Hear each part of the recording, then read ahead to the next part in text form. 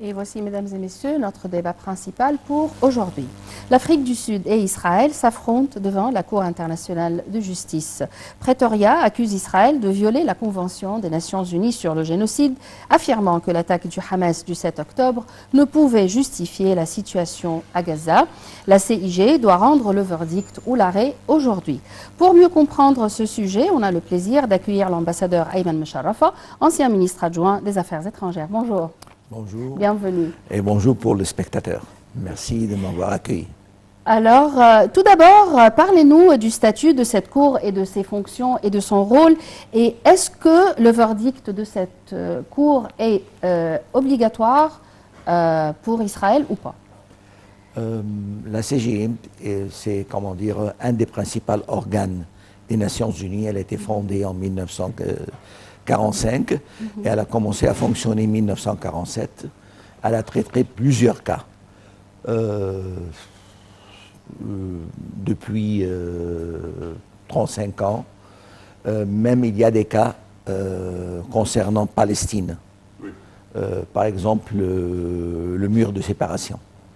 Normalement, les verdicts de la Cour, ce sont des verdicts qui est, comment dire, qu'on ne peut pas enforcer. Oui, pour enforcer le verdict, normalement, la Cour, elle doit avoir recours au Conseil de sécurité. Et le Conseil de sécurité, il doit décréter un verdict ou une résolution pour enforcer les verdicts de la Cour. Mais les verdicts de la Cour, normalement, ils ont un effet moral et un effet juridique qui est très important. Oui. Et les Nations, le Conseil de sécurité, parfois, ils ont décrété des verdicts et des résolutions pour former des cours spéciales, comme le cours de génocide en Rwanda et en Yougoslavie. C'était une cour ou un tribunal qui a été formé par le décret du Conseil de sécurité. Et ils ont inculpé le président Milosevic, l'ex-président de la Yougoslavie et les leaders du Rwanda qui ont été inculpés du génocide. Et ils ont eu des lourdes peines de prison. Oui. Mais normalement, les verdicts et les résolutions de la Cour, ils ont un effet moral, plutôt moral, plutôt istichéri, oui, comment dire, consultatif, mais il n'a pas un effet qui est direct, qui doit être implémenté directement sans le recours du Conseil de sécurité. Parfait. Quand on parle de ce procès de génocide qui a été lancé par l'Afrique du Sud contre Israël concernant le peuple palestinien à Gaza, surtout avec cette guerre qui a débuté le 7 octobre, premièrement, quelles sont les remarques que vous avez faites au cours de ce procès concernant les allégations israéliennes, les accusations de l'Afrique du Sud? Quelles sont vos remarques là-dessus? Comment dire, le procès, c'est un procès qui a été lancé par l'Afrique du Sud. L'Afrique du Sud, c'est un pays africain qui a eu une histoire contre l'apartheid, qui a duré une longue période de 40 ou 50 ans et qui connaît la valeur de la liberté et l'oppression de la minorité blanche. Alors, au nom de l'Afrique, ils ont lancé et ils ont registré cet appel dans la Cour en étant la voix de l'Afrique et la voix et la conscience du peuple. Ce procès, c'est clair. Comment dire, le génocide c'est très clair. Les Israéliens ont détruit systématiquement les hôpitaux, les ambulances, les écoles. Ils veulent, et clairement, il y a des hommes politiques israéliens qui disent qu'on doit évicter les Palestiniens envers l'Égypte ou envers la Cisjordanie ou envers tous les pays arabes qui veulent accueillir. Ils n'ont pas de place de vivre. C'est un crime de guerre. Parce qu'en étant la force d'occupation, Gaza, ce n'est pas un État indépendant. Israël a la désobligation comme une force de l'occupation. Elle ne peut pas changer la nature du territoire. Elle ne doit pas évicter et changer la nature démographique du territoire. Elle doit conserver l'infrastructure du territoire. Ils ont violé toutes les conventions humanitaires internationales et ils ont violé toutes leurs obligations envers la loi internationale.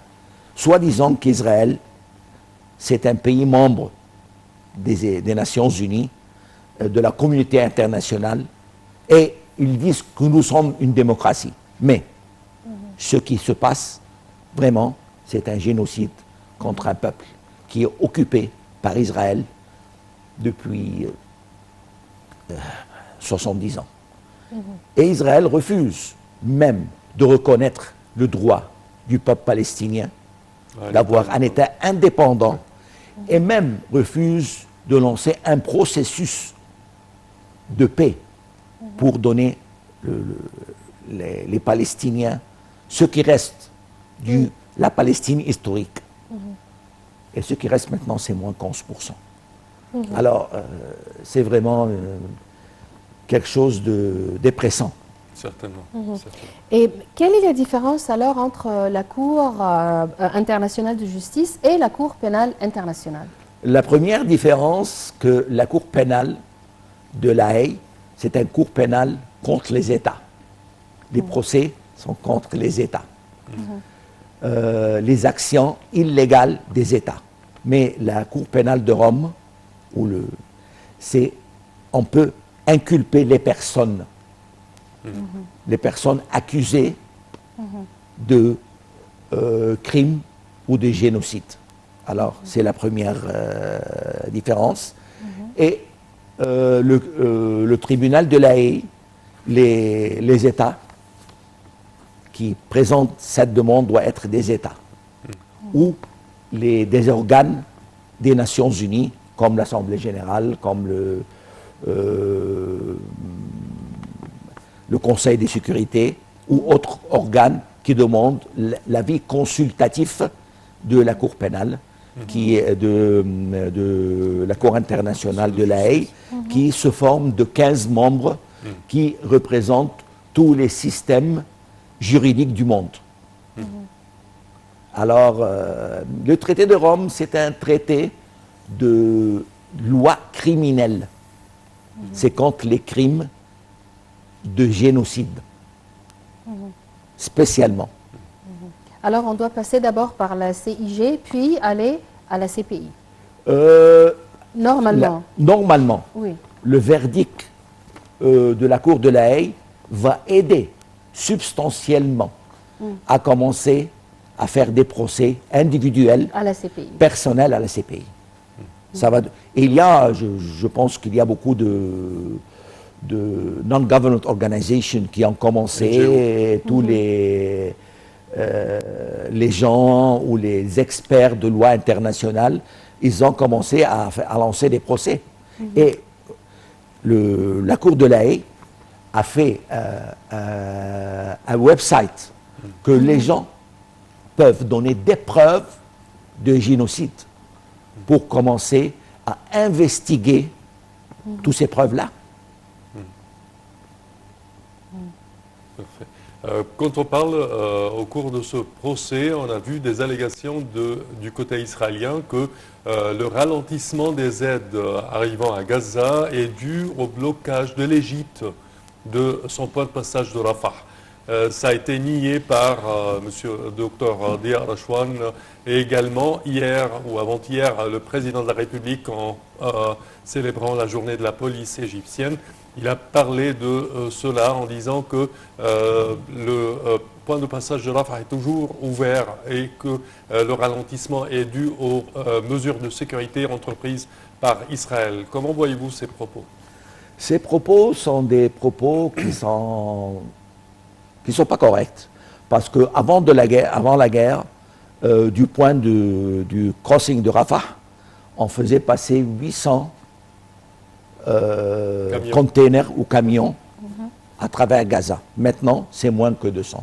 Et durant la guerre, les Israéliens ont détruit à un bombardement aérien la partie palestinienne de Rafah pour rendre la partie palestinienne du crossing point de Rafah inutilisable. Inutilisable. Alors, pour commencer à entrer l'aide, ils ont ils ont pris 10 jours pour réparer ce qui est arrivé. Mais maintenant, comment dire, tous les points, tous les ports égyptiens sont en service. Le port de l'Arish, l'aéroport de l'Arish, l'aide internationale, il déferle sur Gaza à travers Rafah. Et même le rôle des organisations égyptiennes privées pour acheminer l'aide à nos confrères palestiniens. Comment dire, le peuple égyptien est très sensible à collecter des fonds et aider leurs confrères à Gaza, parce qu'on ne tolère pas ce qui arrive. La souffrance humaine est intolérable. Et comme on dit, Gabriel, le directeur général du WHO, il a dit que la situation humanitaire et médicale au Gaza a dépassé le désastre. Dépassé le désastre. Alors, le président a dit explicitement et clairement que le port de Rafah n'a jamais été fermé et on fait ce qu'on peut faire. Mais s'il y a un bombardement aérien chaque jour, et puis les Israéliens, à force de fouiller les cargaisons, ça prend du temps. Le problème, c'est dans le côté israélien, qui essaye d'entraver l'acheminement de l'aide vers les Palestiniens pour créer un climat et rendre la bande de Gaza unlivable. Comment dire, complètement détruit. Et pour forcer les Palestiniens à laisser leur territoire, leur maison. Ça, c'est le stratagème d'Israël. Oui. Certainement avec le blocus imposé depuis le 7 octobre sur la bande de Gaza, pas de nourriture, pas d'eau, pas d'essence, pas de quoi que ce soit pour aider les 2,4 millions de Gazaouis palestiniens à pouvoir mener leur vie quand même. Comment dire, le blocus a commencé 17 ans auparavant. C'est un blocus... depuis 2007, si je me trompe pas. Seulement Cuba a subi un blocus américain, mais pas à ce degré le blocus depuis 17 ans. Toutes les matières qui sont dual use ont été, comment dire, entravées. La bande de Gaza n'a pas importé n'importe que ce soit pour bâtir, reconstruire la bande de Gaza après l'agression de 2005.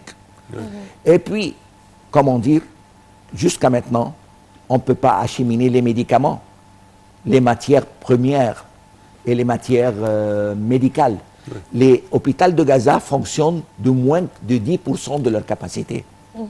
Et parfois, il y a plus que 80 hôpitaux, comme l'hôpital de l'Indonésie, je ne sais pas quoi, qui sont hors de service complètement, parce qu'ils ont perdu la capacité, ils ont complètement détruit, anéanti. Alors, détruire les hôpitaux.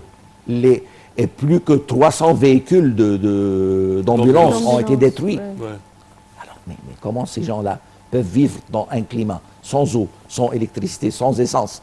Tous les moyens de transport ont été stoppés. Maintenant, le transport, c'est à dos d'âne ou à dos de cheval ou je ne sais pas quoi. Ils ont réduit la vie des Palestiniens comme ils vivaient de 1000 ans auparavant. Et même pire, avec la privation de nourriture et d'eau. Privation de nourriture. J'ai vu hier dans la TV vraiment quelque chose qui m'a fait mal au cœur. Les Palestiniens commencent à manger la nourriture des animaux pour trouver une source de protéines. On ne trouve pas à manger. Espérons que ce verdict va soulager quand même la situation. On espère. Votre Excellence. Malheureusement, notre temps arrive à bout. Votre Excellence, ambassadeur Ayman Sharrafa, ancien ministre adjoint des Affaires étrangères, nous tenons à vous remercier énormément. Je peux faire une dernière affaire. Oui, allez-y. Oui. Je supplie d'Unal TV la conscience internationale de se réveiller un peu. Oui. Parce que le sang des Palestiniens est très cher. Certes. Il n'y a pas une différence entre le sang des Palestiniens ou le sang des Ukrainiens. Oui. Certainement. S'il vous plaît. Certainement. Et des Merci. Palestines. Sauvez Gaza. Merci à vous, Votre Excellence, ambassadeur Ayman Sharrafa, ancien ministre adjoint des Affaires étrangères. Merci à vous. Chers téléspectateurs, c'est ainsi que prend fin notre édition d'aujourd'hui de Bonjour l'Égypte. Je tiens à vous remercier d'avoir été des nôtres et je tiens également à remercier ma collègue Yara. Merci CMR, merci mesdames et messieurs et à la prochaine.